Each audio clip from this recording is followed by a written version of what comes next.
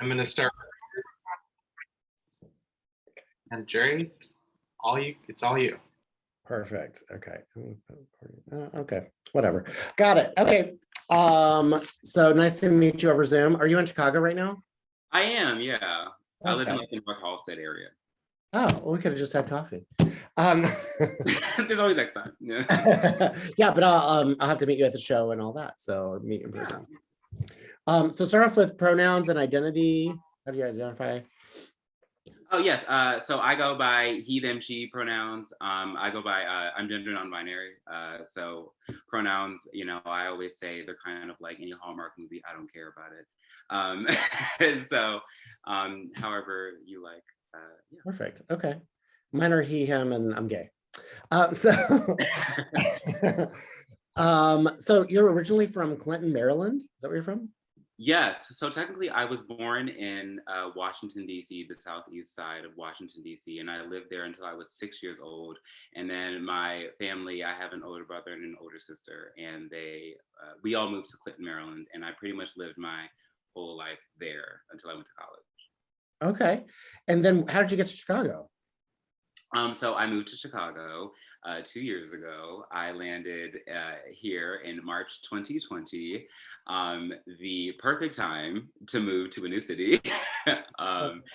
And I had always lived in the DC area my entire life. I just wanted to get out and go to other cities. And so in 2019, I just did like a tour of cities. I went to New York, Philadelphia, and Chicago.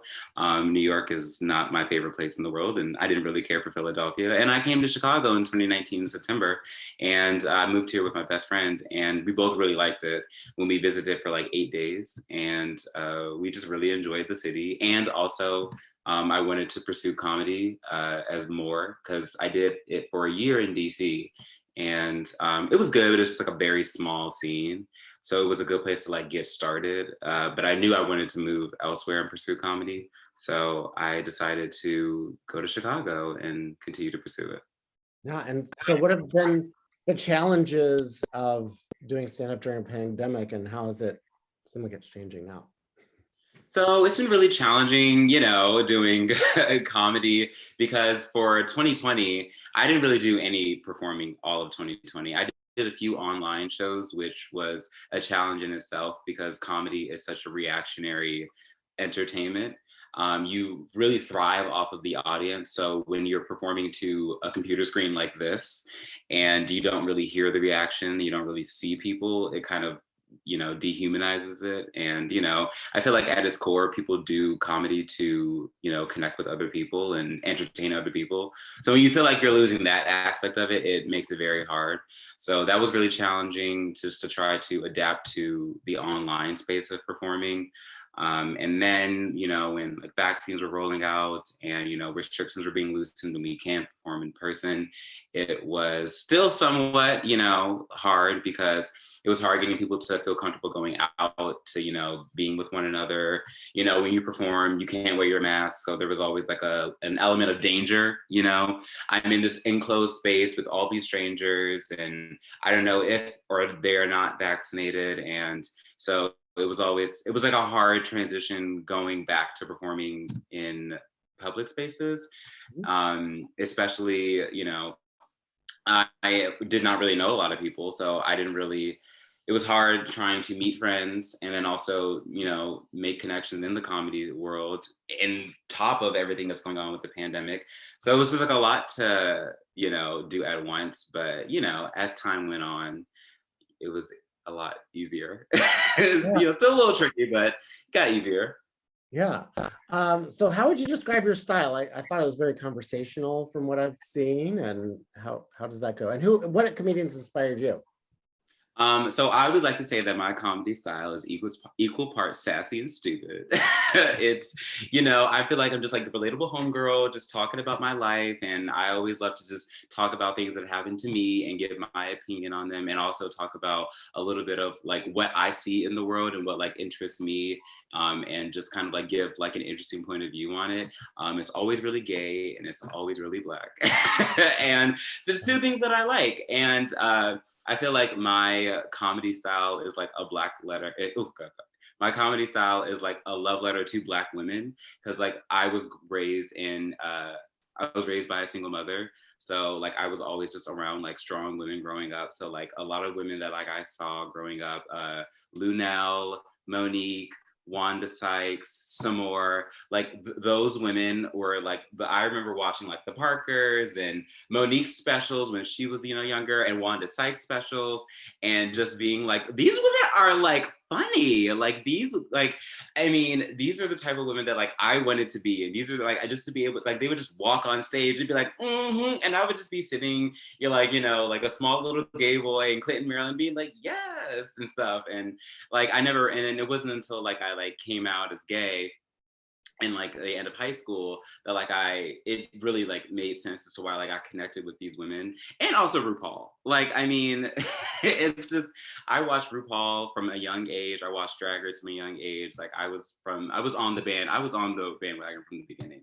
So watching Drag Race and seeing like RuPaul be this like funny, like confident Black man, but then also become a Black woman and just be just as confident and gorgeous, definitely inspired me and inspires like my sense of humor going forward. Yeah, I watched your video and you predicted Simone was going to win way ahead of a lot of people. So that was impressive. I mean, look at the material. Like when she walked in, I was like, that's a winner. Like I just knew it from, and there was actually, I did a fantasy league with some of my friends when the season was airing. And I predicted, as I said, I predicted she was going to win from the beginning, and I won. And I actually have some of her merch.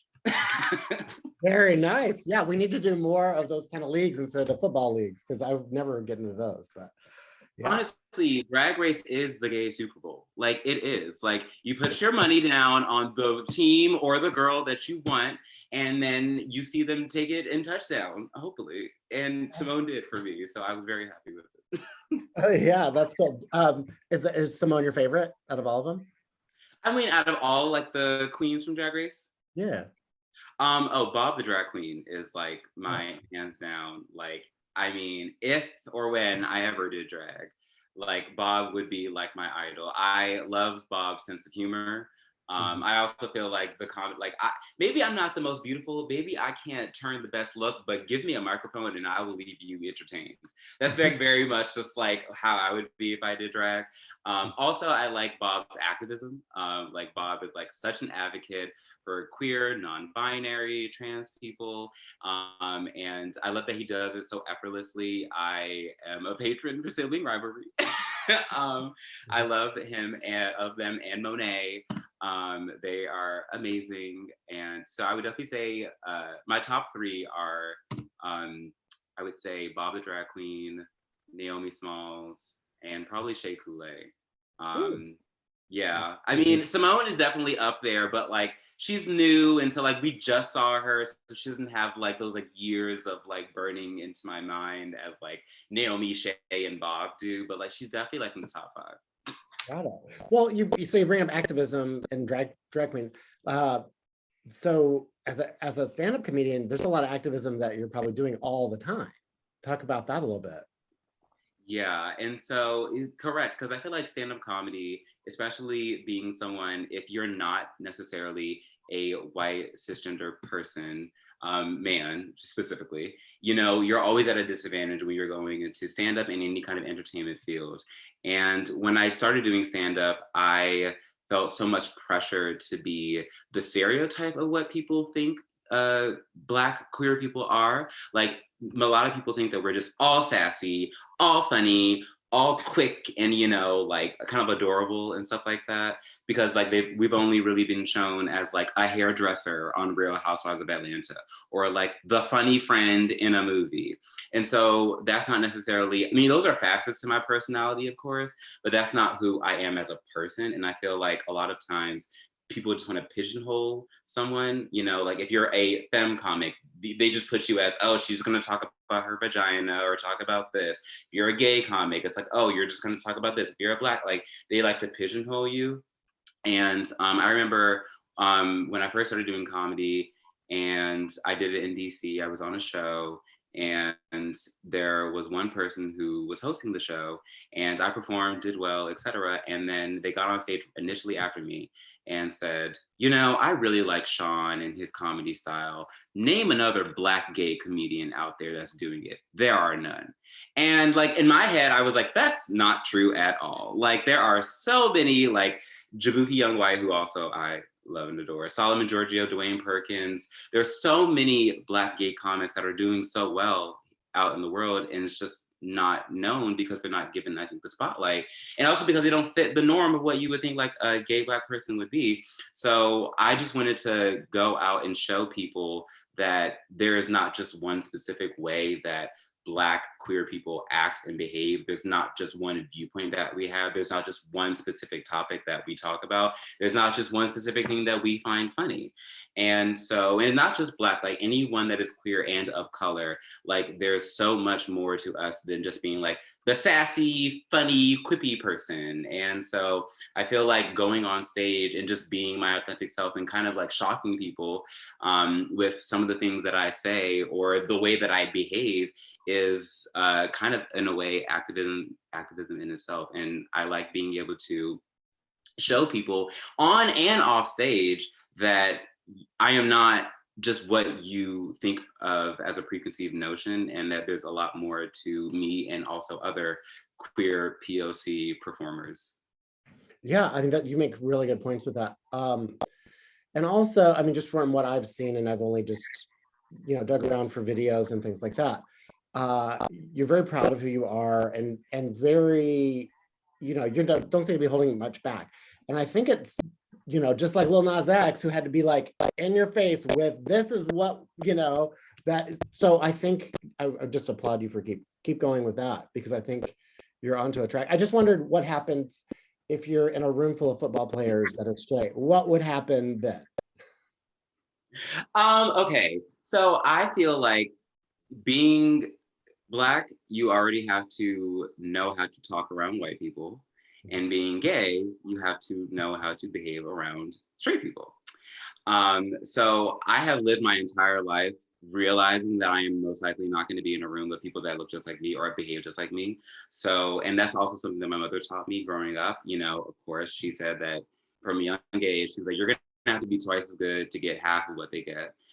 Just being Black. And so being gay on top of that, you already add another layer of like hardship that you're going to have to experience. And I feel like a lot of people that are in some level of oppression understand that like I have to be able to speak with anyone and be able to converse with anyone. And I can't say the same for like my white friends. A lot of my, you know, white friends do not know how to speak in a room full of Black people, do not know how to go to, you know, neighborhoods that are not predominantly white and feel comfortable. But and that's because they don't really have to. You know, you can go really anywhere, most places in Chicago, and you're going to be surrounded by mostly white people. And so from a young age, and I have a lot of friends as well that share that same sentiment, to where, you know, you just kind of have to like learn how to kind of grace the room, as I like to say, and be able to just to talk to a lot of different people. And I also feel like having that experience of like, you know, I grew up in, you know, a very poor neighborhood. Clinton, Maryland is not like a bad neighborhood, but it's definitely a more poor side of Maryland. And then having that juxtaposition, and then going to I went to a Catholic private university in Arlington, Virginia, which was the complete opposite demographics wise of my high school, middle school, and elementary school experience. I feel like learning how to like talk to all people of color, and then drastically being shifted to an 89% white university and having to go there for years, it definitely opened my eyes to be able to talk to and be able to live and breathe with all types of people. Mm-hmm. So yeah, I have a lot of straight friends. I sound like an ally. Like I have a lot of straight friends. So like I have no problem being able to like talk to them, because at the end of the day, like no matter what your gender is, no matter what your pronouns are, no matter what your sexuality is, we're all people, and like we just want to like connect and just be respectful towards one another. So I feel like as long as like people just need to like go in with, I just want to get to know you as a person, like whatever preconceived notions, like It is what it is. Now, if you prove those preconceived notions, like if you're a white bro and then you prove to me that you're the stereotype, then we'll go from there. But like, I just take everything with, I just want to get to know you and I don't care what I may think of you. Let's just see. I give everyone the benefit of the doubt. Let's just say that. So, and then if you prove me right or wrong, we'll go from there. I got it. Okay, so for this expo, first of all, you're playing at 11 o'clock at night. How are you gonna what do you helps you to stay awake? Red Bull? I've done like late shows like that before. Yeah. And, I have, a fair amount of caffeine throughout the day that'll keep me going. And I don't know, I feel like I also have I have pretty good ADHD. So that naturally keeps me up and going. So I don't think I have a problem, just keeping my energy up for a late night and stuff. And I also feel like performing later is like a little bit better because people have already enjoyed their nights and they've already kind of because it's different from a 7:30 show where most people are getting their night started. So they're a little bit more apprehensive. They're like, oh God, what are we going to see? But 11 and 11:30 shows, people have either gone out already, they've had some fun, had some drinks. So they're just ready to have a good time at that time. So I feel like it'll just be even more fun. I'm excited about it.